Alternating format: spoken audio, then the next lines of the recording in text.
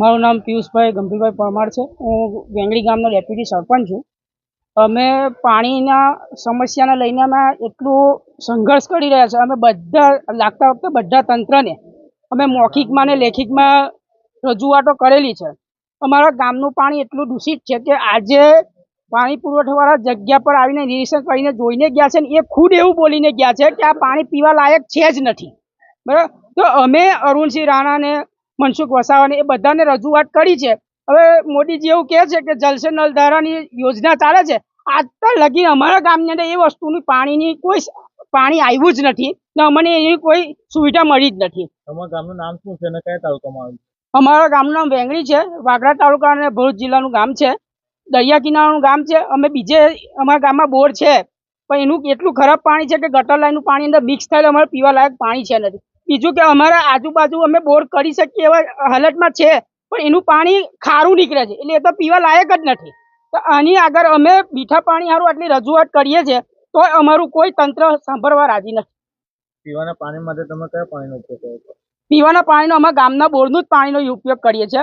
એ પાણી આખું ગટર લાઈનનું ગામમાં તળાવ છે, તળાવમાં જાય તળાવના અંદર બોર છે અમારો, એ પાણી અમારા યુઝ માટે અમે વપરાશ કરીએ। હવે જો મતલબ કે તમારે આનું સોલ્યુશન નહીં આવે, પાણી પુરવઠા દ્વારા કાં તો એના દ્વારા તમને પાણી નહીં પૂરું પાડે તો તમે આગળની રણનીતિ અને કાર્યવાહી શું કરશો? તંત્ર દ્વારા અમારું કોઈ અમે કલેક્ટરને આવેદનપત્ર આપીશું। અમે કલેક્ટરના એની પાસે જઈને ધરણા કરીશું। અમે આગળની રણનીતિ છે। મારું નામ ધર્મેન્દ્રસિંહ ગોહિલ, ગામ વેંગણી। આજે તમે જોઈ રહેલા છે કે આજે ગામની પબ્લિક આજે ભરજુ દાદાના મંદિરે ભેગી થયેલી છે। એનું એક માત્ર કારણ છે કે આજે પાણી પુરવઠાના અધિકારીઓ સ્થળ ચકાસણી માટે આવેલા। એમને જોયું કે સ્થળ ચકાસણી પર એમને જોયું કે ખરેખર પાણી ખૂબ જ ખરાબ છે, પીવાના સેટ પણ લાયક નથી। એ લોકોએ કીધું કે આ પાણી પીવાય જ ના, દૂરથી જ કહી દીધું, સૂંઘવાની વાત તો દૂરથી જ કહી દીધું, એટલું બધું પાણી સ્મેલ મારે છે અને એટલું બધું પાણી ડોરું અને ખરાબ આવે છે। અને એમને 4 બોર જે અમારા છે એ પણ જોયા, એમાં 2 બોર તળાવમાં છે, 2 બોર તળાવની ઉપર છે અને એમાં એવું છે કે આખા ગામની ગટર લાઈન પાણીની તળાવમાં જાય છે અને એ પાણી તળાવમાં ભરાય છે, એમાં બોર છે અને એ જ પાણી બોરમાં આવે છે અને એ જ પાણી આપણે મોટરથી ગામમાં પહોંચાડે છે અને એ જ પાણી આપણે ગામ લોકો સેવન કરે છે, પી રહેલા છે, બરાબર। એટલે ને બીજું કે બિલકુલ પીવાલાયક પાણી નથી અને જે મીઠું પાણી નીકળે છે એ પણ અમારા જે તળાવ છે એના આજુબાજુના એરિયામાં જ નીકળે છે। એટલે તળાવમાં પાણી જે ગામનું ગટર લાઈનનું ખરાબ પાણી જશે એ જ અમારે પીવાનું છે। બીજું કે મીડિયાના અધિકારીઓ પણ સ્થળ ચકાસણી કરી, જ્યાં જ્યાં અમારા 4 બોર છે। બીજું કે આપણે મીડિયાના મિત્રોને અમારા ઘરે લઈ ગયા, જે લોકો પાણી પુરવઠાના અધિકારી હતા એમને પણ અમે ઘરે લઈ ગયા, પાણી ચાલુ કરીને એમને પણ સેમ્પલ લેવડાવ્યું, પાણી બતાવ્યું, એમને પાણી સૂંઘ્યું પણ, એટલી બધી ખરાબ સ્મેલ આવતી હતી કે જેની ના પૂછો વાત। તો મીડિયાના મિત્રોએ પણ કીધું કે આ પાણી ખરેખર ના વપરાય કે ના કોઈ પણ યુઝમાં લેવાય ના, અને પાણી પુરવઠાના અધિકારીઓ પણ કીધું કે આ પાણી ખરેખર કોઈ પણ યુઝમાં આવે ના।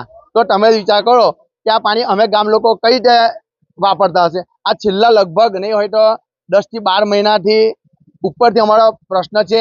આના માટે અમે દોડી રહેલા છે। અમે ઉપર અધિકારીઓને, સંસદ સભ્યોને, ધારાસભ્યશ્રીને, તાલુકા પંચાયત અધિકારીઓને, લાગતા વળગતા જે તે અધિકારીઓને અમે આના વિશે જાણ કરેલી છે, મૌખિક જાણ કરેલી છે, પણ આનું કોઈ પણ નિરાકરણ આવેલું નથી। તેથી અત્યારે અમારે ખરેખર પીવાની અત્યંત એકદમ વિકટ પરિસ્થિતિ છે। જો સરકાર આના માટે કંઈ પગલાં લે જેમ બને તેમ જલ્દી તો અમારા ગામ માટે સારું રહે, નહીં તો દવાખાનાના રોજ કેસ જવાના છે। એટલી બધી ખરાબ પરિસ્થિતિ છે, કેમ કે મૂળ વસ્તુ છે પાણી। આપણે કોઈ પણ વસ્તુમાં પાણીની જરૂર પડે। પાણીનું તાત્કાલિક ધોરણે જો નિરાકરણ કરવામાં નહીં આવે તો આગળની તમારી રણનીતિ કઈ છે?